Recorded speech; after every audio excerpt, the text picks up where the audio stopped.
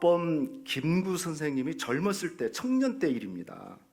청년 김구가 이제 열심히 공부를 하고 뭐 열심히 했어요. 똑똑하고 그래서 열심히 공부를 했는데 과거 시험을 보면 응시하면은 번번이 낙방을 한 거예요.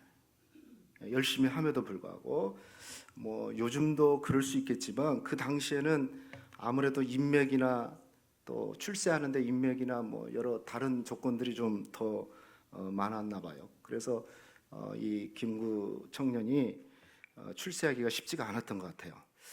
그래서 어느 날 이제 시험이 낙방되고 좀 좌절하면서 있었는데 아버지가 그 모습을 보고 아들한테 그런 거예요. 야, 너 그렇게 해가지고 밥벌이라도 하겠냐? 차라리 시험 보는 거 그만두고 관상하는 거 있죠. 관상을 좀 배워봐라. 그래서 김구도 좋겠다 싶어가지고 마이상서라는 중국의 제가 찾아보니까 그렇더라고요. 그 중국의 관상 아주 입문 고전이 있어요. 그걸 이제 사가지고 그 책을 독학하기 시작한 거예요. 열심히 공부를 한 거죠. 그래서 어느 정도 이제 실력이 다 연마된 다음에 나도 이제 관상을 좀 볼 수 있다 해가지고 먼저 거울 앞에 자기 자신을 딱 서면서 자기 관상을 먼저 딱 본 거예요. 자기 관상을 공부한 대로 딱 보니까 이 김구의 관상은 가난, 살인, 풍파, 불안, 한마디로 그냥 모든 인생이 그냥 애군이 다 끼어 있는 거예요. 그래가지고 그걸 한마디 최악의 관상이 나온 거예요. 자기 관상이. 그래서 김구가 그런 거예요. 아니 내 관상이 이 꼴인데 내가 누구 관상을 봐주겠느냐 하고 탄식하면서 그냥 책을 덮어버렸어요. 근데 책을 덮기 전에 그 책의 마지막 구절이 자기 마음에 딱 들어온 거예요. 그 책의 마지막이 뭐냐면 이렇게 써져 있었어요. 관상은 신상만 못하고 신상은 심상만 못하다. 한번 읽어볼까요? 시작. 관상은 신상만 못하고 신상은 심상만 못하다. 관상은 몸신자잖아요. 그러니까 아무리 잘생긴 관상도, 얼굴이 잘생긴 관상도 쉽게 얘기하면 몸이 튼튼한 것보다 못하고, 또 몸이 좋은 신상은 마음씨 좋은 심상보다 못하다. 한마디로 말하면 얼굴보다 마음가짐이 중요하다. 그런 얘기예요. 그래서 요걸 딱 읽고 그냥 얼큰이 무릎을 딱 치면서 맞아. 책을 딱 덮고 중요한 건 심상이지. 관상이 아니고 심상이지. 이렇게 마음가짐을 다시 다지고 자신의 삶의 목표가 당시에 내 조국, 내 민족 지금 어려운 일 가운데 있는데 그것을 구하는 일에 내가 힘써야겠다 이렇게 다짐을 하고 애국의 길에 들어섰다는 그 얘기가 백범일지에 이렇게 기록이 됐습니다. 여러분, 관상, 신상, 심상, 마음가짐이 중요해요. 제가 저도 관상을 볼 줄 압니다. 적어도 딱 두 가지는 봐요. 복을 받는다, 못 받는다. 제가 이렇게 지금 스캔을 하고 있는 거예요. 지금 누구 복을 받을 것과. 아니 가장 관상이 있어요. 복 받을 관상이. 그러니까 여러분은 그게 나는 복 받을 관상인지 아닌지 좀 알고 싶다 그러면 예배 끝나고 저한테 오세요. 지금 얘기할 수는 없잖아요. 한 가지만 가르쳐 드리면 생각해 보세요. 복을 받으려면 관상이 이렇게 닮는 관상이 돼야 돼. 뭐 이거 아멘 안 하셔도 돼요. 그냥 이거 사실은 관상 얘기하는데 복을 담을 관상은 이렇게 담을 관상이에요. 근데 어떤 분은 이렇게 엎어져 있는 관상이 있어. 좀 이해되시죠? 그러니까 여러분이 지금 은혜를 받으라도 이렇게 받으려고 하는 사람이 있고 이렇게 덮어 있는 사람이 있어. 그러니까 이건 아무리 복이 쏟아져도 다 흘러. 근데 딱 보면요 관상에 야 이렇게 받으려고 그러는구나. 받으려고 딱 있는 사람은요 복을 다 담아. 심오하죠. 그래서 여러분이 그런데 중요한 건 그거예요. 관상 얘기 안 해. 참 관상은 바뀝니다. 바뀔 수 있어요. 아이고 내 관상 평생 가는 게 아니니까 여러분이 관상을 바꾸시기를 축복합니다. 그러나 관상보다 중요한 게 몸이 건강한 거고, 그러나 몸이 건강한 것보다 더 중요한 게 뭐라고요? 마음이 건강해. 오늘 말씀으로 돌아오면 산상수훈 6번째 시간인데 마음에 대한 얘기가 나와요. 우리 8절 다시 읽어볼까요? 시작. 마음이 청결한 자는, 그렇습니다. 마음이 청결한 자가 복이 있다. 만약에 이 말씀이 얼굴이 아름다운 자가 복이 있다 그러면 여기 복 받을 사람이 별로 없을 것 같아요. 만약에 그냥 몸이 그냥 키가 크고 건강한 사람만, 날씬한 사람만이 복을 받는다 그러면 또 뭐 저 같은 사람은 아주 절망이죠, 절망. 근데 성경은 뭐라고 그랬어요? 마음이 청결한 자가 복이 받는다. 그들이 하나님을 볼 것이다 라고 얘기했어요. 이 말씀의 이 키 단어가 마음, 청결, 그리고 하나님을 본다. 이 관점에서 우리가 오늘 말씀을 같이 나누도록 합니다.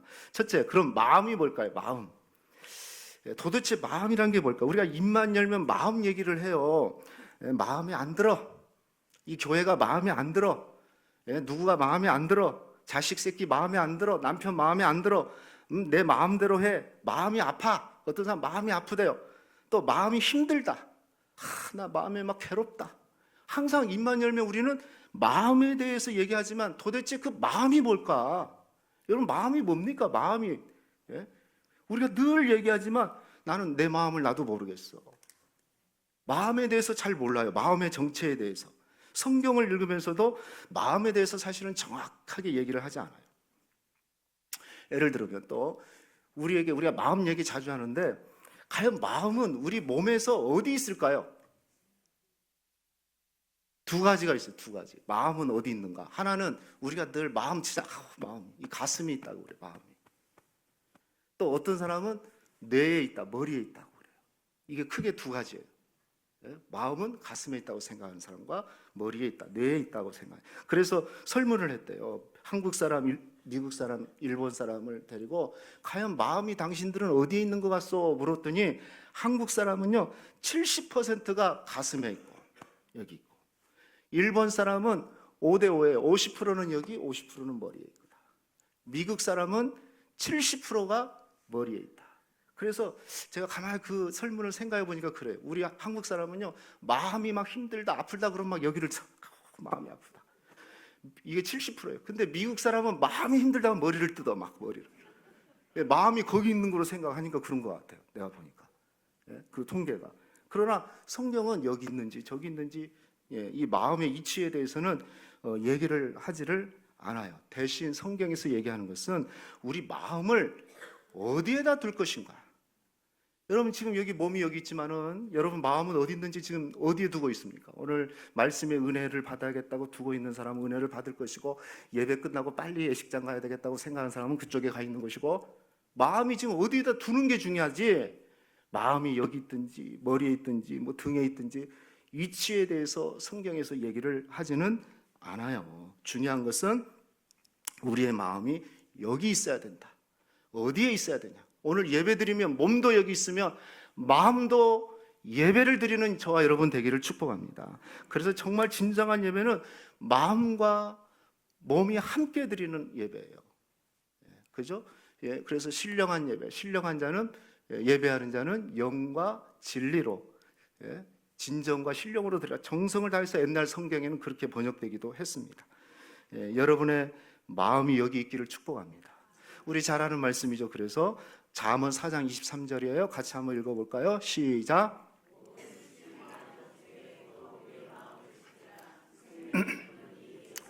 그래서 뭐라 그럽니까? 지킬 것들이 많아요. 그런데 우리는 더욱 뭘 지켜라? 마음을 지켜래요. 마음을 지켜내지 않으면 안 돼요. 여러분, 마음이라는 단어가 원어로 보니까 카르디아라는 단어인데 이것은 그냥 말 그대로 마음이고, 또 우리 사람을 보면은 이 애면이 있잖아요. 그런데 내면, 예면인만 있는 게 아니라 내면의 세계, 그걸 카르디아라고 그래요. 혹은 이것을 번역할 때 내면의 방 그래요. 내면의 방, 카르디아. 우리 애부가 아니라 눈에 보이는 외면이 아니라 내면에 어떤 방이 있는데 그걸 마음, 카르디아라고 그래요. 그러니까 방이라고 그래서 오해는 하지 말아야 돼요. 방이니까 아주 좁은갑다. 아니요. 마음은요, 이 방은 절대 좁지 않아요. 매우 크고 넓고 깊어서 우리 스스로가 이 잴 수 없는, 가늠할 수 없을 정도로 커요. 세상 우리가 격언에도 그런 얘기가 있잖아요. 10길 물속은 알아도 한 길 사람 속은 모른다. 그런 것 같아요, 안 그런 것 같아요? 그래요. 그죠? 10길 물속은 훤히 보이는데 하다 보면 아는데, 사람은요 그렇게 살아봐도, 심지어 몇십 년 같이 살아도 모르잖아요. 예. 그렇죠. 예. 그러니까 이 말은 정말 사람의 속을 몰라요. 그리고 변덕이 심하다는 거예요, 이 마음은. 요즘 날씨처럼 막 해가 쨍쨍 떴다가 갑자기 그냥 막 소나기가 내렸다가 그냥 변화무쌍한 게 이 마음이에요. 뭐 화장실에 들어갈 때 다르고 나올 때 다르다고. 그게 마음이에요, 마음. 예. 그리고 여기 마음이라는 건요, 또 숨길 수가 있어요. 예, 숨길 수 있어요. 우리가 겉으로 보면은 웃지만 속에서는 마음은 안 그럴 수 있어요. 예, 숨길 수 있어요. 아주 신기하죠. 이게 숨길 수 있는 게 마음이에요. 그러니까 우리가 속을 잘 봐야죠. 잘 봐야지. 겉만 보면 속을 수 있어. 왜? 숨긴다니까. 여러분이 지금 막 아멘하면서 막 은혜 받는 것 같지만은 빨리 안 끝나냐고 막 마음은 그럴 수도 있는 거예요. 예. 이게 왜? 숨긴다니까. 마음은 숨김이 가능해요. 예. 아주 신기하죠. 그런데 이 카르디아는요, 사전에, 이 성부 사전에서 찾아보니까 이런 뜻이 있어요. 마음은 지적인 생명의 자리, 감정과 열정의 자리, 그리고 생각과 상상력의 자리, 의지와 결단의 자리를 의미한다라고 사전적으로 설명을 했고요. 이것을 한마디로 다시 정의하면은 지정의, 다시 말하면 우리가 생각하는 것, 느끼는 것, 그리고 행동하는 것이 마음속에 있다. 생각하는 것, 그리고 느낌, 감정적인 것, 그리고 의지적인 행동하는 것이 우리 마음속에 있다는 거죠. 지정이, 이게 생각하고 느끼고 행동하는 것이 성경, 주님과 만나가지고 이루어진 게 믿음이잖아요. 믿음. 그러니까 믿음도 결국엔 마음에서 만들어지는 거예요. 그죠? 마음에서 만들어지는 거예요. 그리고 이 마음은요, 우리 윤리적이고 도덕적 컨트롤 타워라고 할 수 있는 양심의 처소이기도 해요. 이건 신앙하고 좀 다른, 신앙이 없어도 양심이라는 게 있잖아요. 사람이라면 하나님이 양심을 줬는데 그 양심이 어디 있느냐? 마음에 두고 있어요. 마음에. 양심이. 그러니까 이렇게 마음은요 너무너무 중요해요. 그래서 성경에 다시 말하지만 지킬 것들이 많은데 이 마음을 지켜내지 못하면 인생이 망가집니다. 마음 놔버렸다고 그러잖아요. 죽은 사람들 보면 다 마음 놔버리거든요. 마음을 못 지켜내. 마음을 이겨내지 못해요. 그러니까 마음 지키지 못하면 인생 끝나는 거예요. 여러분 마음 지키시기를 축복하겠습니다. 아무리 힘들어도 마음 지켜내면 이기는 거예요. 생명의 근원이 거기서 나기 때문에. 여러분 마음 지키세요. 우리 옆 사람 인사할까요? 우리 마음을 지킵시다. 예, 마음 지켜내셔야 돼요. 예. 그런데 우리 성경은요, 우리 이런 마음의 상태가 어떻다고 그러냐면 여러 가지 얘기가 있지만은 요 말 우리가 잘 알죠. 예레미야 17장 9절 말씀 보니까 만물보다 거짓되고 심히 부패한 것이 뭐다? 마음이다. 사도 바울은 고린도전서에서 4장에서 뭐냐면 내 마음이 만물의 찌꺼기가 가득 차 있다. 스스로 얘기할 때. 그 만물의 찌꺼기가 가득 탔다는 게 무슨 얘기냐면, 여러분 제가 어렸을 때 소를 우리 이제 집에서 키우잖아요. 그러면 아침부터 이제 밥하고 뭐하고 하면은 그 구죽물 있잖아요. 음식 구죽물. 그것을 이만한 다라에다가 계속 부어놔요. 그러면 점심 때 오후쯤 되면 저희 아버지가 뭐라고 하냐면, 야 동선아 가서 저 구죽물 소에다 좀 저기 좀 갖다 줘라. 그런데 갖다 줄 때 뭐라고 그래요? 작대기를 가지고, 작대기 아세요? 작대기를 가지고 싹 저어요. 그러면 오전내 가라앉아서 위에 보면 맑은데 한번 쫙 잊으면 그게 쓰레기 오물들이, 찌꺼기들이 쫙 올라와요. 거기다 죽재를 한 그릇 딱 해가지고 소를 갖다 주면 이제 소가 잘 먹는 거예요. 딱 그거예요. 우리가 좋을 때는 우리 마음에 쫙 가라앉아 있어요. 근데 문제가 딱 터지면 그거 흔들기 시작하면 우리 마음에 이런 것들이 막 일어나는 거예요. 찌꺼기들이. 그래서 여기 예레미야는 뭐라고 하냐면 만물보다 거짓되고 부패한 것이 우리의 마음이다. 네. 그런데 어떻습니까? 저는 이 말씀 준비하면서 이런 우리의 마음의 상태를 참 감사하다 생각이 들어요. 만약에 여러분이 제 마음을 확 열어가지고 보면은 여기 예배 드릴 분 아무도 없을걸요. 근데 나도 감사해요. 여러분 마음이 안 보이니까. 마음을 문을 열어서 싹 볼 수 있는 거라면 참 하나님이요 마음의 이치를 안 정해놓고 마음이 안 보이니까. 그런데 놀라운 것은 이런 부패한 이 마음에 예수 그리스도의 보혈을 부어주셨어요. 할렐루야. 그리고 우리의 부패함을 다 치료하고 다 깨끗하게 하셨어요. 그래서 오늘 여기에 우리가 예배 드릴 수 있는 것들로 믿습니다. 그죠? 이게 아니면 우리가 주님 앞에 나올 수가 없어요. 근데 주님의 보혈로 우리를 덮으시고 마음에다 채우셔서 씻으시고 덮으셔서 오늘 우리가 하나님 앞에 예배 드릴 수 있는 줄로 믿습니다. 이게 마음이에요. 그런데 두 번째, 그렇다면 이 마음을 어떻게 하라고 그랬어요?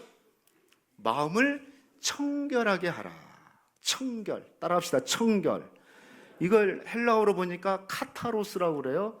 이것은 카타로스는요 말 그대로 깨끗하게 하다, 순수하게 하다, 뭐 그런 뜻이 있는데, 여기에서 우리가 잘 아는 영어의 단어가 나왔는데 카타르시스라는 단어가 나왔어요.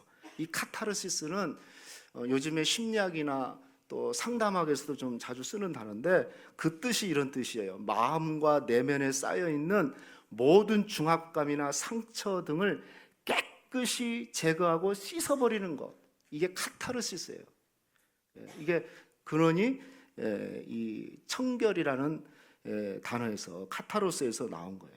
이게 쉽게 얘기하면 이겁니다. 무슨 뜻이냐면 예를 들면 배수구 같은 데 있잖아요. 배수구가 꽉 막혀서 오물로 꽉 막혀가지고 이게 안 되는 거예요. 물이 안 흘러가. 그래가지고 거기를 그냥 어떤 기구를 써가지고 그냥 빵 뚫었어요. 그냥 물을 부으니까 막 시원하게 내려가는 거예요. 그때 뭐라고 하냐면 카타르시스라고 해요. 카타르시스. 시원하게 싹 씻어지는 거. 이게 우리 마음에 뭔가 오물이 있고 막 부패되고 막 있는데 그걸 그냥 깨끗하게 싹 씻어버린 상태. 이 상태를 바로 카타르시스라고 그래요. 말씀드렸지만 부패하고 거짓된 우리 마음을 예수님의 보혈로 씻어준 줄로 믿습니다. 그래서 구원받은 자는요 영적 카타르시스를 느끼는 거예요. 야, 주님이 아니었으면. 그러니까 이걸 모르면 늘 죄책감과 눌림 속에서 살아가는데, 주님이 부패하고 거짓된 만물의 찌꺼기 같은 내 마음을 주님께서 보혈로 싹 씻어버렸구나, 깨끗게 하셨구나. 그래서 주님이 뭐라고 그래요? 마음이 청결한 자는 복이 있다고 얘기를 하는 겁니다. 그리고 또 이 마음이란, 청결이란 말, 카타로스가 중요한 뜻이 있어요. 이렇게 깨끗하고 순결하다는 뜻이 있는데 또 하나는 무슨 뜻이냐면 섞이지 않는다는 뜻이 있어요. 섞이지 않는 마음.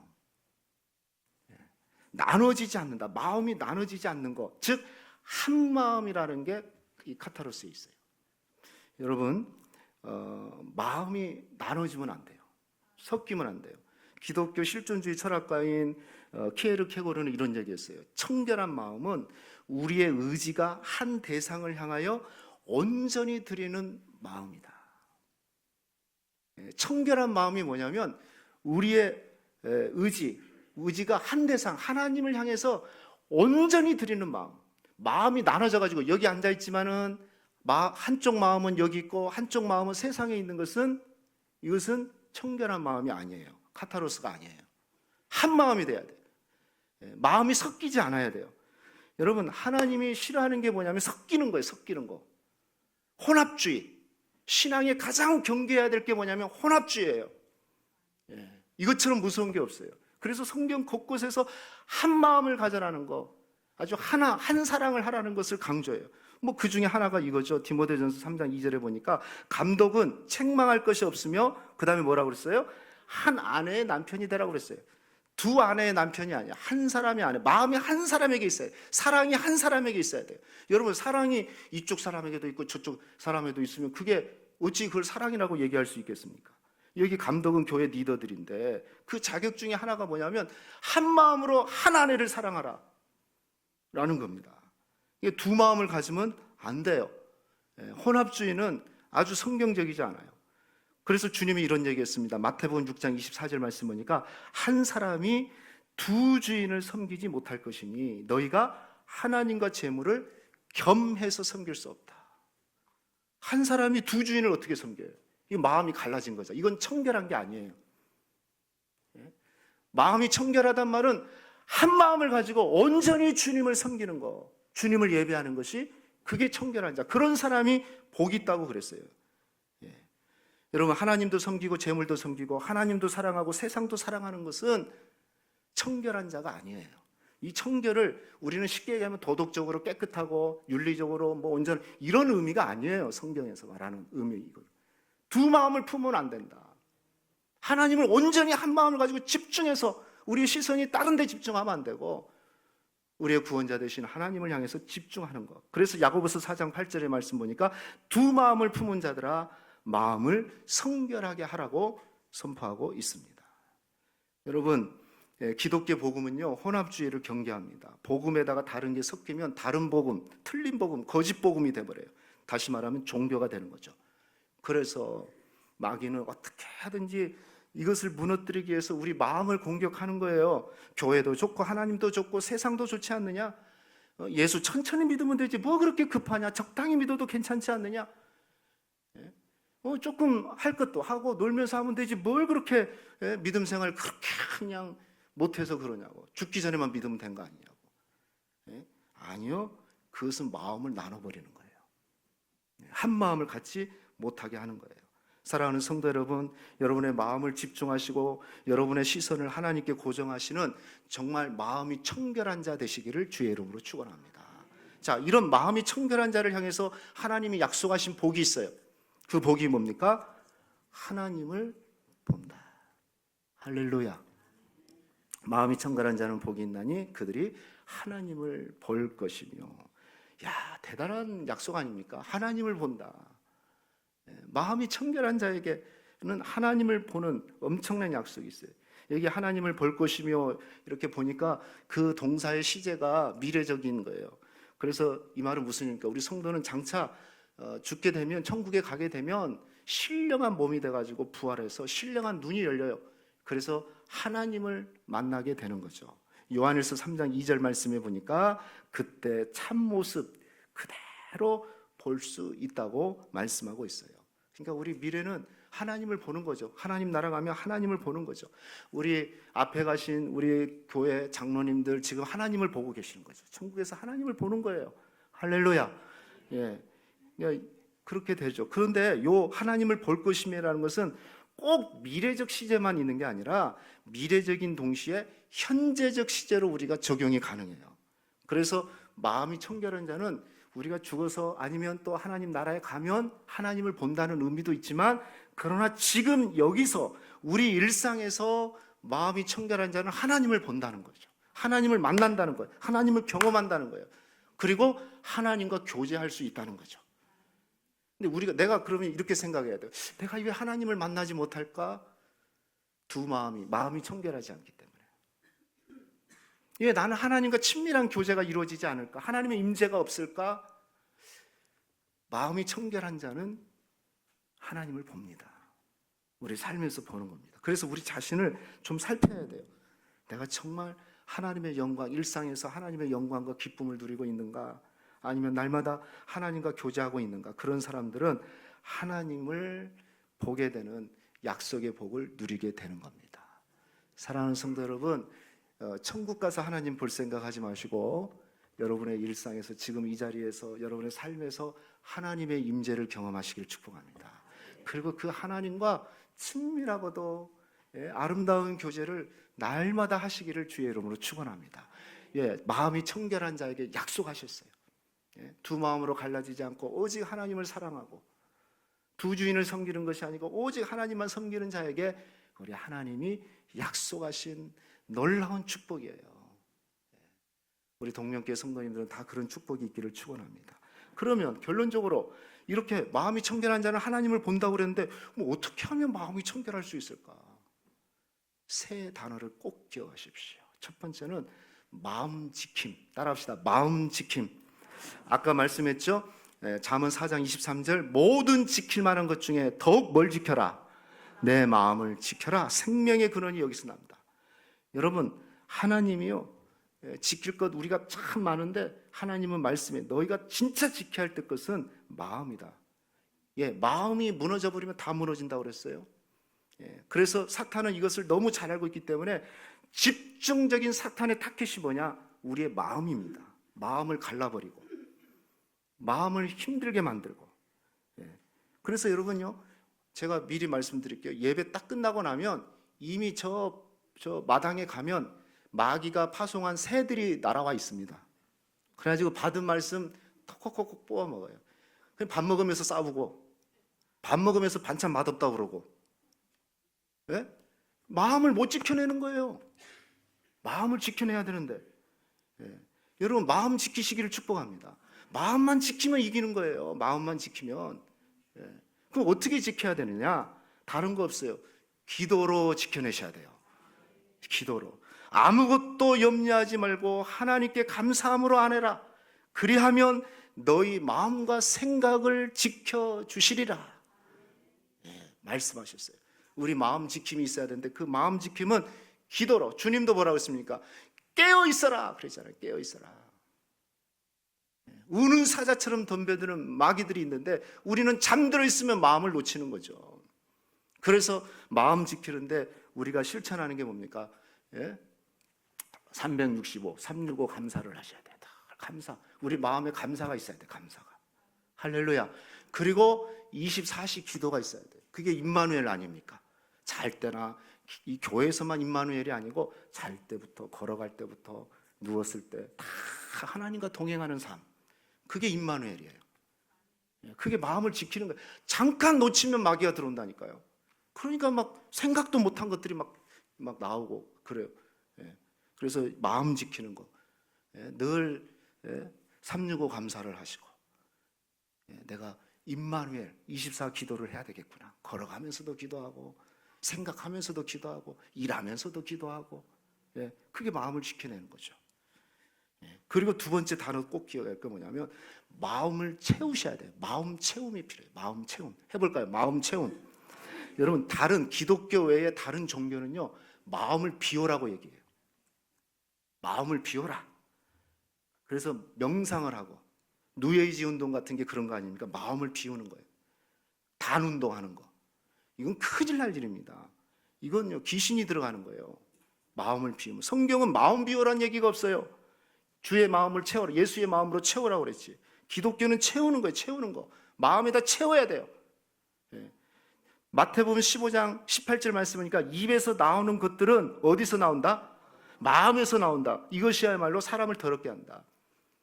우리가 말하는 모든 것들이 왜 나온지 아세요? 마음에 담겨져 있기 때문에 그래요. 어떻게 저런 사람이 저런 얘기를 할까? 평상시 저렇게 착한 사람이 왜 저런 말을 하고 저런 행동을 할까? 왜 그래요? 마음에 지금 이렇게 채워져 있기 때문에. 그것이 채워져 있기 때문에. 그래서 우리는요, 마음에다 뭔가를 채워야 되는데, 그럼 뭘 채워야 될까요? 말씀을 채우고, 복음을 채우고, 예수를 채우고. 할렐루야. 그래야지 예수님 마음을 채우고, 예수님의 마음을 채우고. 다른 게 나오면 안 되잖아요. 부활하신 예수님이 내 안에 성령으로 충만하게 계시면 내 입술에서도 예수님의 마음이 나오는 거죠. 근데 입만 열면 이상한 얘기하고, 입만 열면 이상한 말하고, 그것은 마음이 그렇게 담겨져 있기 때문에 그래요. 여러분, 마음에다가 예수님을 채우시기를 축복합니다. 말씀을 채우시기를 축복합니다. 그래서 뭐 해야 되겠습니까? 135 통독을 해. 성경을 읽어야 돼. 성경을. 말씀을 채워넣어야죠. 말씀을 읽어서 말씀이 내 안에 담겨져 있을 때 그 말씀이 튀어나오는 거잖아요. 근데 말씀이 없으니까 늘 뭐 주식 얘기하고 골프 얘기하고 뭔 얘기하고 그것만 나오는 거야. 맨날. 그리고 그냥 불신앙 얘기만 하는 거야. 죽겠다만 나오고 나쁜 얘기만 나오고. 그냥 딱 들어보면 아이고 저분의 마음이 저것만 가득 찼구나. 빨리 하나님 말씀을 채워가지고 그걸 다 쓸어내고 예수님의 마음이 나와야 되는데, 마음을 말씀으로 복음으로 예수로 채우시기를 주의 이름으로 축원합니다. 마지막은요, 마음을 잘 관리를 하셔야 돼요. 마음 관리. 여러분, 성도는요 마음을 관리하는 마음 정원사예요. 이 정원은요 똑같아요. 마음과 정원, 가드는 똑같아요. 여러분, 이 정원은요 관리를 안 해버리잖아요. 요즘같이 매일 비가 오는 날은요 하루만 안 치워도 내일 아침에 눈 뜨면 풀나요. 그게 정원이에요. 정원. 2, 3일 아이고 힘들어 놔둬버리면요 이거 곡물도 다 없어져요. 그냥 잡초들이 그냥 무성한 거예요. 이게 마음하고 똑같아요. 우리 마음하고. 마음 관리를 안 하면요, 매일 관리를 안 하면은 여기서 잡초가 난다니까요. 아까 거짓되고 부패한 근본적인 죄가 있기 때문에 그게 싹 터가지고 일어나요. 그래서 매일매일 관리하는 거예요. 매일매일 관리해야 돼요. 신앙생활 나는 30년, 40년 소용없어요. 일주일만, 아니 한 달만 정말 여러분이 말씀 제대로 안 보면 이미 잡초가 무성합니다. 그래서 사도행전 17장 11절 말씀 보니까 베레아 성도들을 칭찬하면서 그들은 간절한 마음으로 말씀을 받고 어떻게 했다고 그랬습니까? 날마다 성경을 상고했다고 그랬어요. 성경 읽는 수준이 아니고 상고했다는 것은 우리식으로 얘기하면 큐티했다는 거예요. 큐티. 그래서 우리는 365 큐티가 필요해요. 365, 제가 광고를 안 했네. 이거 성경 나왔어. 큐티 반드시 해야 됩니다. 왜? 우리 마음을 관리하는 거예요. 정원사가 되는 거예요. 여러분 설교 일주일에 이거 한 번 듣는 분 혹시 계시면 이거 갖고 어떻게 삽니까? 밥 한 번 먹고 일주일에 살 수 있습니까? 매일 큐티해야 돼요. 이건 뭐냐면 큐티는 내 마음에 자라나는 잡초를 매일매일 꺾어버리고 뽑아버리는 일이에요. 그래서 마음 관리사가 돼야 돼요. 내 마음 관리사가. 믿지 마세요. 목사도 똑같아요. 목사도 똑같아요. 일주일만 제대로 안 하면요 잡초 무성합니다. 무슨 30년 경력, 직분 필요 없어요. 마음은 잡초들이 항상 뿌려져 있어요. 막 계속 뿌리는데요. 그래서 365 큐티를 하는 거예요. 매일 깨어있고 매일 말씀을 읽으면서 오늘은 이 잡초가 일어났구나. 누구 미워하는 것이 일어났건 뽑아야 돼요. 누구 시기하는 게 일어났든 뽑아야 돼요. 막 불신앙이 일어나면 그거 뽑아야 돼요. 잘라내야 돼요. 그래야지 내 마음의 말씀들이, 심어진 말씀들이 잘 성장해서 열매를 맺게 되는 것이지, 잡초하고 같이 자라면 열매가, 온전한 열매가 될 수가 없는 거예요. 그래서 우리는 마음 정원사예요. 따라합시다. 마음 정원사. 마음을 관리하는 사람들이에요. 그걸 어떻게 해요? 365 큐티를 통해서, 그리고 저기 있는 대로 27 양육을 통해서 마음을 하나하나 심는 거예요. 말씀을 잘 심고 관리하는 거죠. 큐티는 잡초를 제거하는 거라면 27 양육은 우리 안에 있는 말씀을 잘 키우는 거예요. 열매, 좋은 열매들이 잘 자랄 수 있게끔 하는 거예요. 9월 달부터 다시 양육이 시작될 때 여러분 다 하세요. 우리 젊은 선교회 성도님들도 하셔야 돼요. 상록 임마누엘도 하셔야 돼요. 나는 점기 때문에 잡초가 없는 게 아니에요. 잘 자라도록 마음 관리, 마음 지킴. 청결하기 위해서는 마음 지킴. 그 다음에 또 뭡니까? 마음에 채워야 돼요. 예수로 보혈로 채워야 돼요. 그리고 마지막은 마음을 잘 관리하시기를 주의 이름으로 축원합니다. 그래서 저와 여러분이 마음이 청결한 자 돼서 정말 하나님을 날마다 만나고 교제하는 그런 복을 누리시기를 주의 이름으로 축원합니다.